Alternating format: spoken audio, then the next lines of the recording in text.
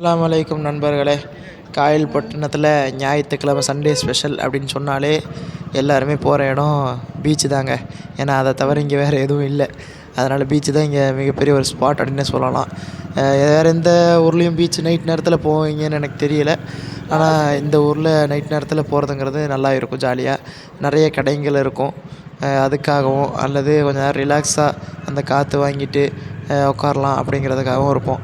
மற்ற இடங்களில் பீச்சுகளில் பார்த்தா நிறைய திருமணமாகாத ஜோடிகள்லாம் இருப்பாங்க. ஆனால் இங்கே பொறுத்தளவுக்கு அப்படிலாம் கிடையாது.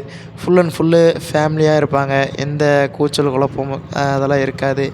எந்த இளைஞர்களுடைய சத்தங்கள் சண்டைகள் எதுவுமே இருக்காது. அழகாக ஃபேமிலியாக எல்லாம் உட்காந்துருப்பாங்க. அந்த அந்த அதை அந்த நிம்மதியான ஒரு நேரத்துக்காகவே போவோம். அப்படி இந்த வாரம் சண்டே போனதே வீட்டில் சாப்பிட்டுட்டு கிளம்புறதுக்கே 10 மணி ஆயிடுச்சு போகிறதுக்கு. அப்படி நேராக கிளம்பி போய் 10 மணிக்கு பைக் எடுத்துகிட்டு அந்த இருட்டில் போனால் ரோட்டில் அவ்வளோ ஆளே இல்லை. இங்கே காயல்பட்டினத்தில் சீக்கிரம் ஒரு 9-9:30 கடைங்கெல்லாம் சாத்திடுவாங்க. சரின்னு போனால் பீச்சுக்கிட்ட போனோன்னு வந்து சரியான கூட்டம். பார்த்தீங்களா வீடியோவில்?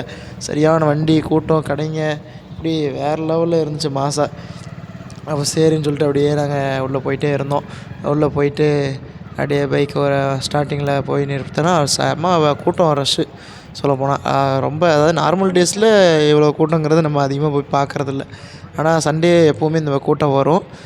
மற்றபடி வீக்கெண்டில் இன்னும் நிறைய கூட்டங்கள் வரும். அந்த ஸ்கூல் லீவ் டைம்ஸ்லாம் செம கூட்டம். அப்புறம் சரின்னு வண்டியை அங்கே முன்னாடியே கொண்டு போய் போட்டாச்சு. ஏன்னா நம்ம அடுத்து கிளம்பும் போது எல்லாம் கொஞ்சம் காலி ஆயிரும் அப்படின்னு.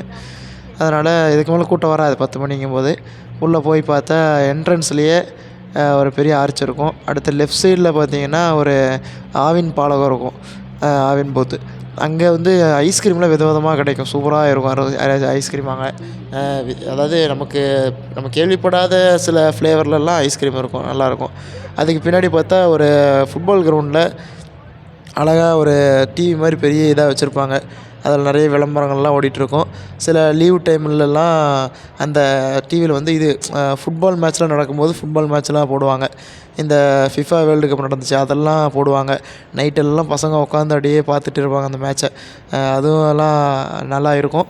அதேமாதிரி ரமலான் டைமில் இன்னும் அருமையாக இருக்கும். ஏன்னா நோம்பில் இரவு தொழுகைலாம் தொழுவுறதுக்கு முன்னாடி என்ன பண்ணுவாங்கன்னா மக்கள் எல்லாமே அங்கேயே போய் இருந்துருவாங்க.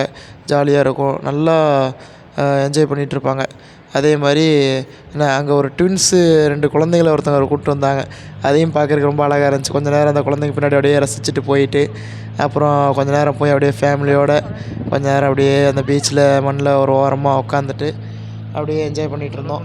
அப்படியே பேசிவிட்டு அப்படியே குழந்தையில விளையாட வச்சுட்டு அதுக்கப்புறம் சரி போதும் அப்படின்னு சொல்லிட்டு பீச்சுடைய அந்த அழகெல்லாம் பார்த்துட்டு அப்படியே கிளம்பிட்டோம். அவ்வளோதான். இந்த பீச்சு தான் இந்த காயல்பட்டினத்தில் இருக்கக்கூடிய ஸ்பெஷல் ஸ்பாட் அப்படின்னு சொல்லலாம். இதை விட்டால் சில பள்ளிவாசல்கள், அழகாக ரசிக்கக்கூடிய பள்ளிவாசல்கள் இதெல்லாம் இருக்குது. அதை தவிர வேறு பார்க்கு அப்படின்லாம் எதுவும் கிடையாது. இந்த பீச்சில் இவ்வளோ தான் இருக்கும். மற்றபடி மக்கள் ரிலாக்ஸாக இருக்கிறதுக்காக இந்த இடத்துக்கு வருவாங்க. ஃபேமிலியோடு வருவாங்க. அங்கேயே சாப்பிட்டு போகிறவங்க கூட இருப்பாங்க. அப்படிலாம் இருக்கும். இந்த மாதிரி உங்கள் ஊரில் இருக்கான்னு சொல்லுங்கள்.